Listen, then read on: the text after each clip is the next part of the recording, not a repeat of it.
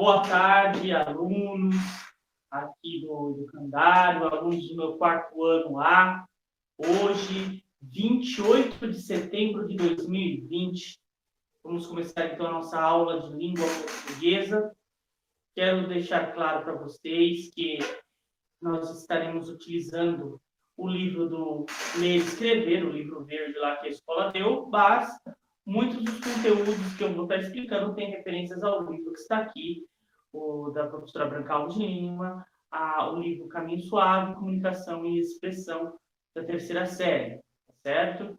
Bom, vamos continuar falando sobre o nosso livro, falando sobre o tema que é a nossa aula de hoje. Nós vamos falar sobre poesias, sobre poemas. Na página 166, nós vamos ver lá, sequência didática, poemas concretos. Mas vamos entender, antes de falar sobre a atividade em si, vamos entender o que é uma poesia ou um poema. Todo poema ele é composto de duas partes. O verso, que são as linhas do poema, então cada linha do poema ela é chamada de verso, que é a primeira parte, e a segunda parte, que é o conjunto dos versos, que são as chamadas estrofes, certo? Então, eu tenho a linha do poema, que são os versos, e tenho o conjunto de versos, que são chamados de estrofes, tá bom? Os poemas, eles podem ser tanto os rimáticos, ou seja, poemas com rima, e arrimáticos, os poemas que não têm rima, certo? Que não têm rima. Sabendo disso, vamos agora passar para entender o que são poemas ou poesias concretas, ou poemas concretos. Com o surgimento da literatura moderna, da arte moderna em si, entre elas a literatura, nós vamos ter aí o surgimento das poesias modernas, né? Poesias modernas. Os poemas concretos, geralmente, eles seguem não tanto a questão da métrica ou da rima. O que ele segue? Ele segue a questão da forma. Então, a poesia concreta ela vai dar mais valor à forma visual do poema do que à forma literária do poema. Como assim, professor? Vejamos aí na atividade 1A, conhecendo um poema concreto. Aí tem esse poema que vocês estão lendo aí. Eu vou ler para vocês. Sem um número, número 0. O número, número, sem número. Veja que parece uma escadinha, parece que está girando. O poema parece que está girando, as palavras parecem que estão girando. Dá a impressão que você está numa hélice, num loop, né? Ou seja, ficar girando as mesmas palavras. Ok? É essa a ideia. E você percebe também que o formato do poema, quando ele está escrito, é o formato de uma hélice. Então, ele está obedecendo aqui não uma ordem rimática ou até mesmo uma ordem métrica, as palavras estarem sendo assim rimadas certinhas. Nada disso, ele está seguindo uma forma. No caso aqui seria essa forma assim de hélice. Pode perceber que o centro do poema é a letra O, tá vendo? A letra O, que mais parece aquele centro da hélice, quando ela gira, né? Você já deve ter visto aí em ventilador, que sempre no meio da hélice do ventilador tem uma espécie de parafuso, né? Um lugar para pôr o parafuso, para prender a hélice.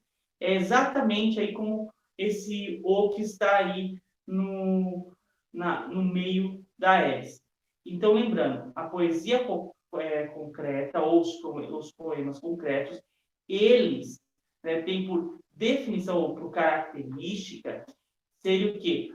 Darem valor à forma com que eles são escritos e não a forma com que eles, e não a parte estrutural, como, por exemplo, a rima, o verso, a estrofe. Eles dão valor à forma escrita, certo? Que vai representar aquilo que eles estão falando no poema, ok? É essa que é a definição de poemas concretos. Representar de forma concreta, ou seja, na forma escrita, aquilo que eles estão dizendo com palavras, ok? A atividade 1A, ela dá esse poema para você ler, que eu peço para que vocês leiam várias vezes, certo? Não vai precisar gravar e me mandar o áudio, é só leitura, tá? Vocês treinarem a leitura. No 2, vem em dupla, observe o poema e registre. No caso, a dupla vai ser você e as pessoas que estão em casa. Como as palavras estão escritas? Então, você vai perceber o formato que as palavras estão escritas. Como é que elas estão escritas? Elas estão escritas corretamente, uma embaixo da outra? Ou elas estão fazendo um desenho? As palavras unidas formam um desenho. Quais as relações entre o que está escrito e a imagem que as palavras formam? Lembra da Edison, de girar. Qual a intencionalidade do autor ao escrever dessa forma? O que ele quer que a pessoa perceba? Que a pessoa perceba que tudo está girando, ok? O que perceberam ao ler este poema? Certo? Ao ler esse poema. Então, se você... Até interessante isso. Tem no livro que fala para a gente quais são como resolver ou como entender a atividade, ele pede para que nesse livro, aqui nessa atividade, você, aluno, o professor indique ao aluno para que leia várias vezes e sempre aumentando a velocidade.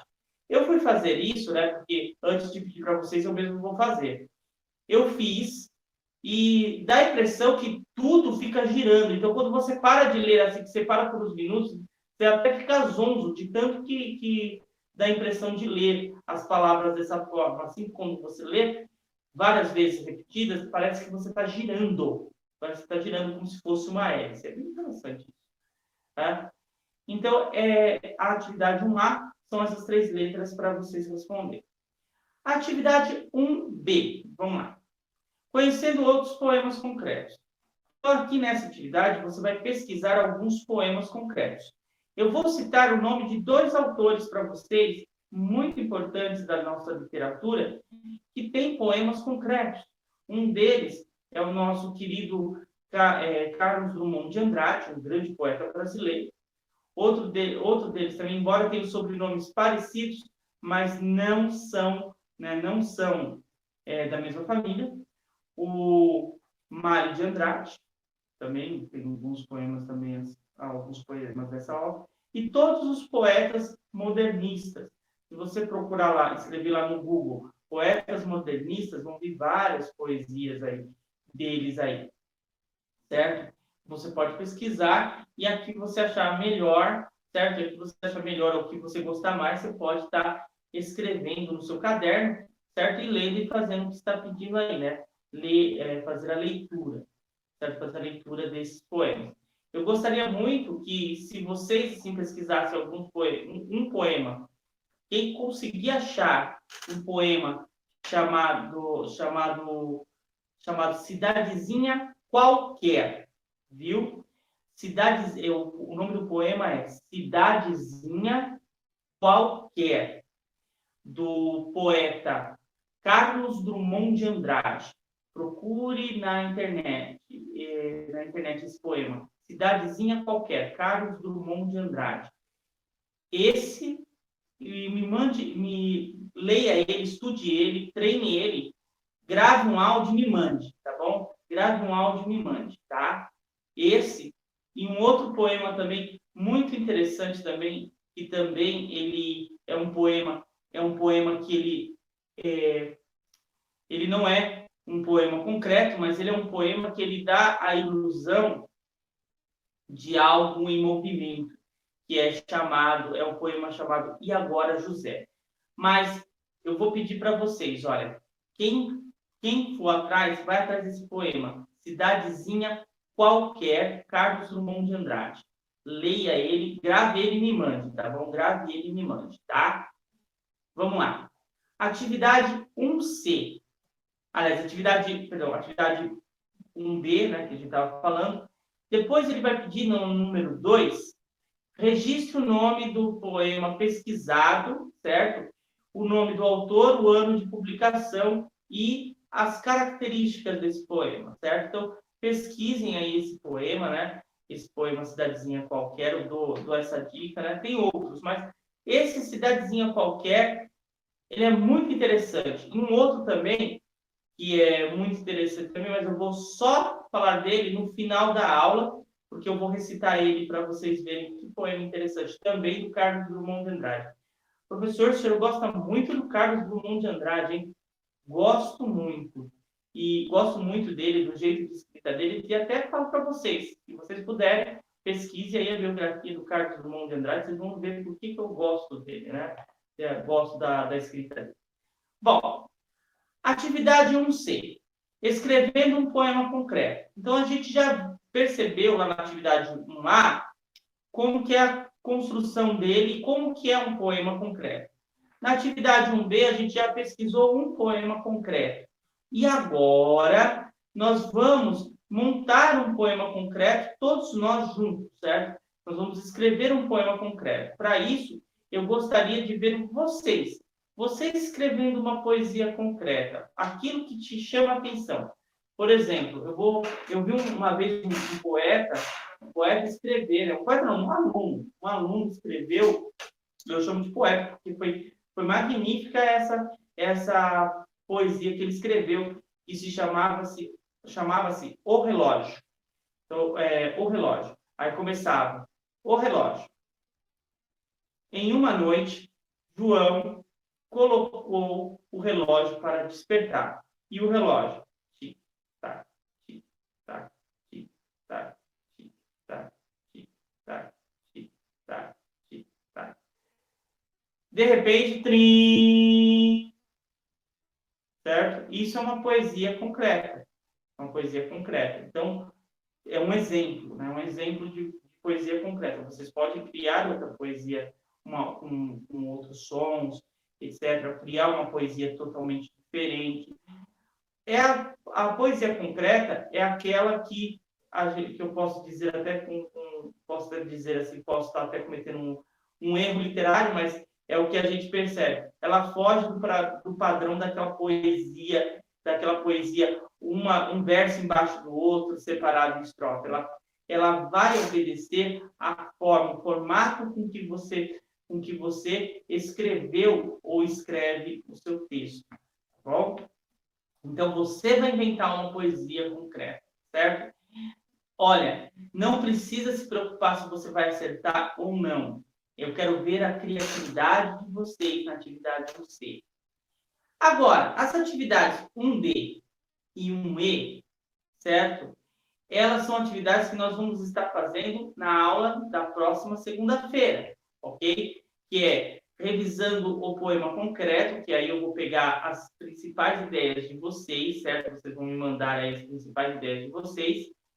E, em seguida, nós vamos montar aqui nesse quadro branco um esboço desse mural do poema concreto. Nós vamos montar um esboço aqui, porque, na verdade, o nosso mural vai ser um mural digital, certo? Nós vamos pegar esse poema e vamos montar esse poema de uma forma digital, como se fosse um post lá para a gente postar, para quem tiver, né? Postar no Instagram, no Facebook, aqui mesmo no YouTube, certo? Postar na plataforma para as pessoas verem, né? Para as pessoas verem as postagens, como foi o trabalho de vocês. Essa que é uma forma de post. Isso daí é até interessante, porque hoje em dia as pessoas que fazem esse tipo de trabalho digital, elas até ganham bem, viu? Ganham bem fazendo essas ideias novas, assim. Quem sabe vocês aí, vendo um formato diferente, né, de poesia, até se inspirem em fazer coisas diferentes, né? E aí o TikTok também, aqui, tem muitas pessoas aí que utilizam aí o TikTok. O TikTok, na verdade, é como se fosse uma recitação de poesias concretas, certo? Você pega lá, faz os gestos acompanhando uma música, né? Que, na verdade, a música, quando ela é escrita com palavras, ela é um poema. E aí, quando você faz os gestos, representando aquilo que você está cantando na música, você está fazendo o quê? Uma poesia concreta, com as mãos. Certo? Uma poesia concreta com as mãos. Eu lembro também, tem até um desenho bem interessante que eu acho que vocês conhecem, que é um desenho do Pica-Pau e do Zé Jacaré. Certo? O Zé Jacaré está querendo comer o Pica-Pau, né? Está querendo jantar o Pica-Pau. E no momento lá que ele tenta, toda vez que ele tenta jantar o Pica-Pau, ele consegue capturar o Pica-Pau e o Pica-Pau canta para ele aquela música Durma Filhinho. E aí ele pega e dorme. Ele pega e dorme. E aí quando o Pica-Pau fala sobre alguma coisa de comer, ele acorda e vai tentar pegar o Pica-Pau de novo. Aí numa das cenas, o Pica-Pau vai cantar Dorme Filhinho, ele pega, o Zé Jacaré pega, tampa os ouvidos para não ouvir. Aí o Pica-Pau pega duas bandeirinhas e começa a balançar as bandeirinhas, né? Balançar as bandeirinhas. E aí o Zé Jacaré pergunta, o que é isso? Aí o Pica-Pau fala, durma filhinho em código. Aí ele fala, poxa, fui tapeado, começa a dormir de novo. É exatamente isso. Aquele código que ele faz também é uma poesia. Então, toda vez que você vê, por exemplo, uma pessoa gesticulando, e esses gestos têm um sentido, eles também podem ser também uma poesia concreta também, tá certo? Também. Então, poesia concreta, relembrando para vocês, poesia concreta é aquela poesia que ela vai obedecer à forma, ela vai ter uma forma concreta. Ou seja, ela vai lembrar um desenho, uma figura ou algo, certo? Ou algo, certo? Ou algo. Então, essa é a poesia concreta. Vamos recapitular. Como vocês sabem, eu corrigi todas as atividades de vocês e eu vi e notei em algumas atividades alguns erros que são erros que não deveriam ter alunos do terceiro ano, certo? Alunos do terceiro ano não deveriam ter esses erros. Mas, certo? Aliás, alunos do terceiro, não, perdão. Mas, aliás, por que eu estou falando do terceiro ano? Porque, na verdade, muitos de vocês estão ali com a dificuldade do terceiro ano. Já no quarto ano, vocês não deveriam ter esses erros. Mas eu vou dar aí uns toquezinhos para vocês. Primeiro toque é quando você vai escrever nomes próprios. O que são nomes próprios? Nomes de pessoa, José, Carlos, Anderson, Gabriel, Mateus, Marcos, Lucas, Fernando, etc. Esses nomes próprios, todos eles são escritos, nomes próprios, nomes de pessoas. Nomes de cidades, como São Paulo, Ferraz de Vasconcelos, Suzano, Poá, Itaquá, Mogi das Cruzes. Nomes de cidade, nomes de estados, Rio de Janeiro, Bahia, São Paulo, Pernambuco, Recife, Recife é cidade, perdão, Pernambuco, Goiás, nomes de estados, nome de países, Brasil, Itália, França, Reino Unido, Estados Unidos, todos esses nomes são nomes próprios. E qual é a característica principal dos nomes próprios ou dos substantivos próprios? A característica principal dos substantivos próprios é começar com letra maiúscula, ou seja, a primeira letra dos nomes e substantivos próprios, eles se iniciam sempre com letra maiúscula. Então, essa é a característica principal dos substantivos próprios. Começar com letra maiúscula. Por que eu estou falando isso? Estou chovendo no molhado de novo. Eu sei, professor, mas teve muitos de vocês que quando me enviaram, por exemplo, textos que escreveram, fotos dos textos, me mandaram atividades que tinham que pôr o nome, etc. Eu vi muito escrito com letra minúscula, certo? Com letra minúscula. Ah, professor, mas não tem nada, é só isso. Gente, faça isso na prova do SARESC, para ver o que acontece. É isso mesmo. Então, cuidado. Nome próprio, especialmente quando for o seu. Vamos supor, você vai escrever lá o seu nome próprio. Anderson Ramos dos Santos. Anderson.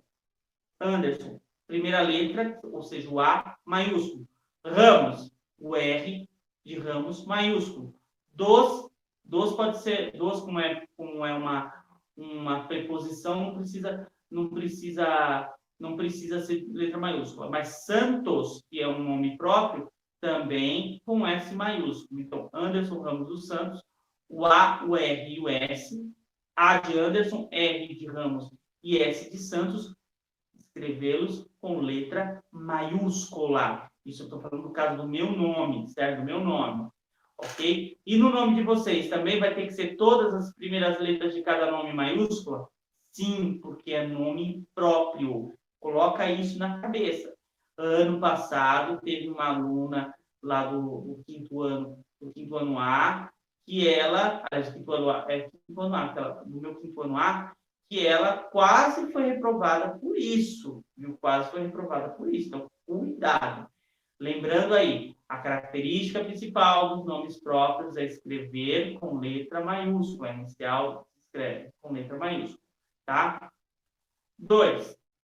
Vamos aí agora relembrar um pouquinho sobre o que nós acabamos de ver aí sobre a poesia, certo? Em uma das atividades, eu perguntei para vocês em quantas partes estava, como que era construído um poema. E aí teve pessoas que ficaram perdidos. E eu acho que hoje na aula eu também falei isso, né? Um poema, ele é dividido, né? Ele é dividido em duas partes. Versos, que são as linhas do poema, e as estrofes, que são o quê? O conjuntinho de versos. Então, cada conjuntinho de verso eu tenho uma estrofe, ok? E a linha do poema, que é o verso.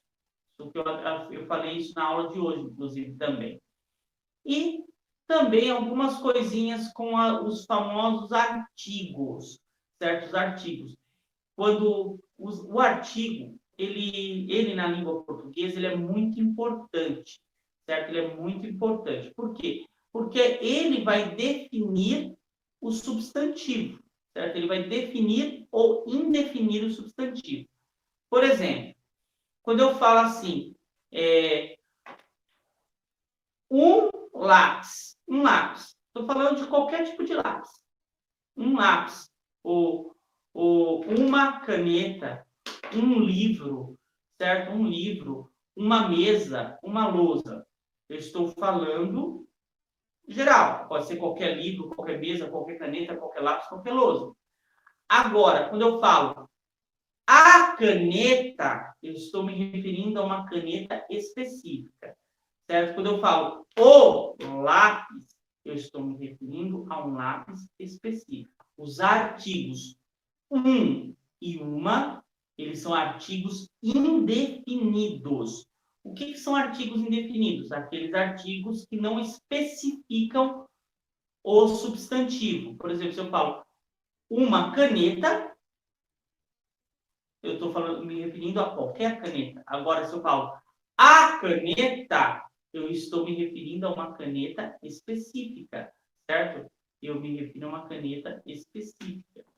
Então, os artigos um e uma são artigos indefinidos. Os artigos o e a são artigos definidos. No plural, um e uma fica uns e umas. No plural, os artigos o e a ficam os e as. Entenderam? Então, os artigos, eles servem para definir ou indefinir quem? O substantivo. Só lembrar, o artigo, ele define ou indefine os substantivos.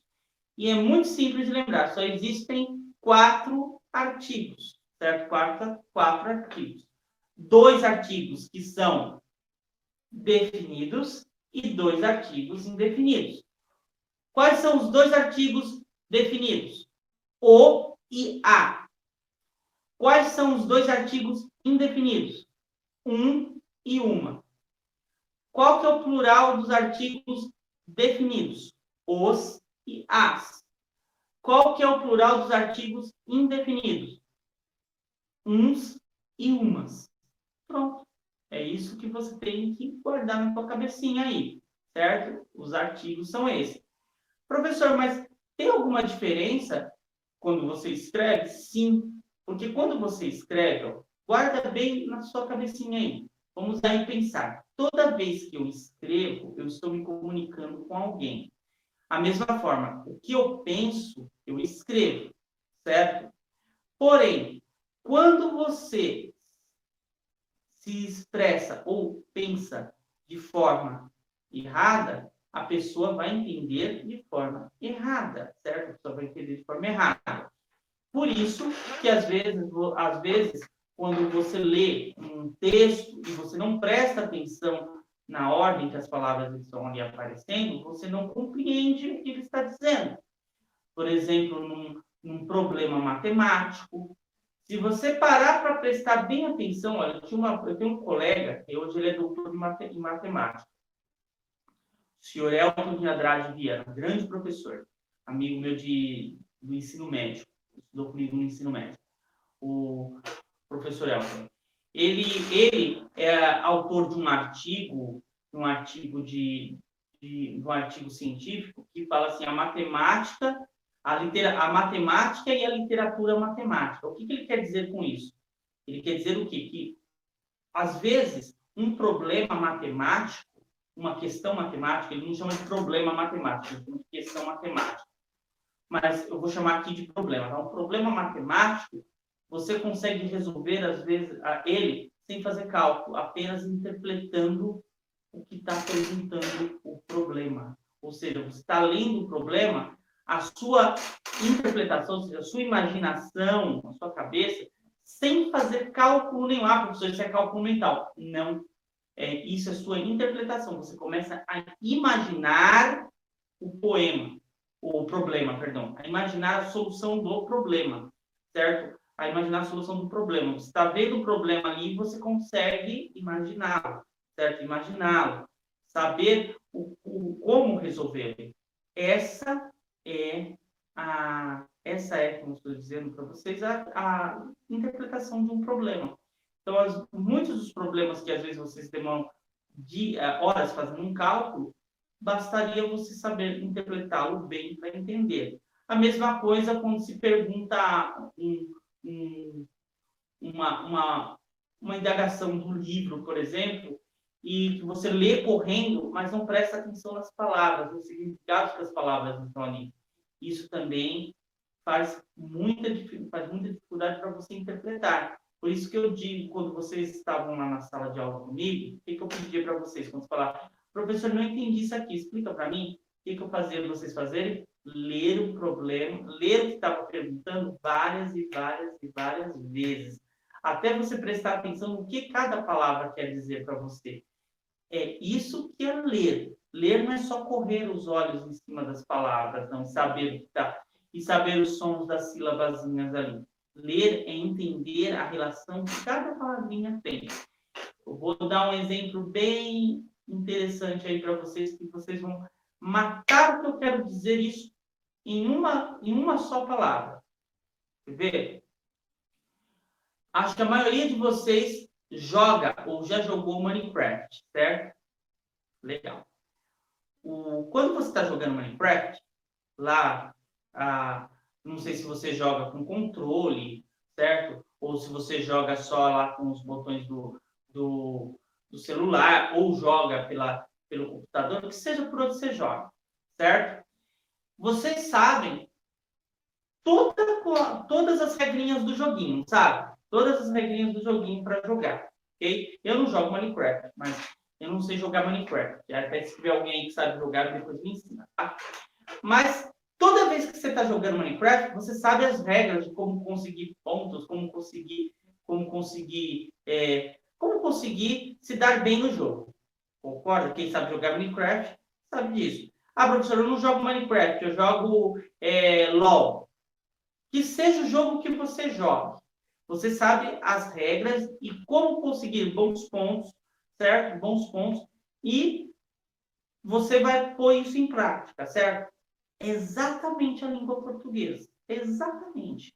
O que você precisa conhecer? As regras e como você jogar elas ali na hora que você está lendo. Só isso. Ah, professor, mas é muita regra. Eu falo para vocês, Minecraft, qualquer outro tipo de jogo que você joga, tem mais regras do que a língua portuguesa. E se você, assim como eu, lê bastante, essas regras vão vir na tua cabeça sem você perceber. Certo? Por isso que eu digo para vocês, ler é a solução para tudo, mas ler com atenção, certo? Ler com atenção. Então, cultive esse hábito aí com vocês, de ler bastante, tá? Como eu havia dito para vocês, eu vou recitar um poema de Carlos Drummond de Andrade, certo? Um poema que chama No Meio do Caminho. No meio do caminho tinha uma pedra. Tinha uma pedra no meio do caminho. Tinha uma pedra. No meio do caminho tinha uma pedra. Tinha uma pedra no meio do caminho. Eu nunca me esquecerei deste fato, que marcou a vida de minhas retinas já tão fadigadas. Eu nunca me esquecerei que no meio do caminho tinha uma pedra. Tinha uma pedra. No meio do caminho tinha uma pedra. Tinha uma pedra no meio do caminho. Carlos Drummond de Andrade. Bom, hoje nós encerramos a nossa aula por aqui.